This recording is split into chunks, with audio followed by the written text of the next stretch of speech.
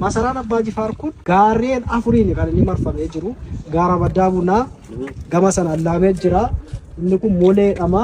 Asirraa immoo Muujjaa kan jedhamu jira. Fakkeenyaaf guyyaa affeerraa goonoo guddaa jira ture. Goonoo jechuun nagaaritti. Sadi rukutamu. Goonoon asii sadi gaafa rukutamu goonoon inni tabba arfan irra jiru sun sadi rukutaa namni halaala yookaan fagoo jiru kana lakkaatee dhufa. Dibbee maqaasaa? Goono. Nagaaritti jechuudha. Nagaaritti afaan Amaariffaan. Gibira gaheera yoo ta'e torban rukutama. Namni dhagahee san dhageenyeef dhageessisaan dhufamaa jechuudha.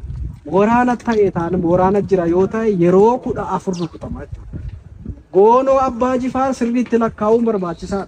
Isee xumuraa sadan qofa dhageenyee dhufneenaan waraana ta'uu danda'a jechuudha. Anyoo gaafa affeerraa.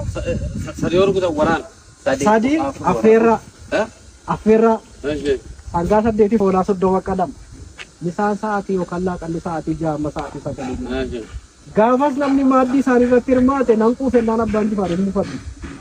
Nama cina keessan taa'ee nyaatu hin cufinaa yoo fi quuftani suutaadhaa gadi ba'aa jira. Nan quufennaan inni akka jiru innis nan quufe jechuu danda'a. Egaa inni torba gibiraa 14 waraanaaf rukutamaa ture tabbi arginu kunillee faayidaa qaba ture jechuudha gara mootii Abbaa Jifaar. Baayogiraafii isaanii gabaabsee mootii ibsa. Mootiin Abbaa Jifaar 1852 lamatti dhalatanii 1926tti boqotanii umurii 74 isaanii. Waggaa 74 qabatanii. Waggaa 55 immoo mootummaa Jimmaa qabatanii. Maqaa sadii qabu. Maqaan ijoollummaa isaanii Tulluu Daawud, maqaa Oromummaa isaanii Tulluu Daawudi. Maqaan Islaamummaa yookaan kan amantaa Muhammad Daawud jedhamu. Maqaan mootummaa Abbaa Jifaar Baagomolii. Abbaan Jifaar farda Jifaar jedhamu qaban.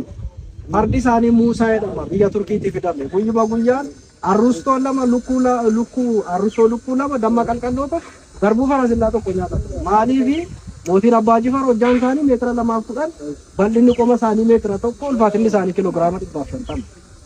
Illeen caala baay'ee guddaadha. Fardichi biyya alaatii dhufu. Nama immoo akka isaaniin baatu yoo kana nyaate humna godhata. Maqaan fardichaa maal inni? Muusaa jedhama. Muusaa. Abbaa Jifaar maalirraa mogga'ee firee? Maqaa mootummaa. Abbaan Jifaar tokkoffaan abaabayyuu akaakayyuu isaanii. Akaakayyuun isaanii Jimmaa hundeessan. Akka Abbaa Jifaar tokkoffaa seenaa Jimmaa ammas ni dalaguu isaa jedhamu Abbaa Jifaar lammaffaa jedhamanii moggaafamu. So, egaa boodana fardi kun yeroo waggaa baay'een tajaajille hin dadhabe achiin konkolaataa bitatanii Maartireezaa 12,000 Abbaan Jifaar. Maartireezaa?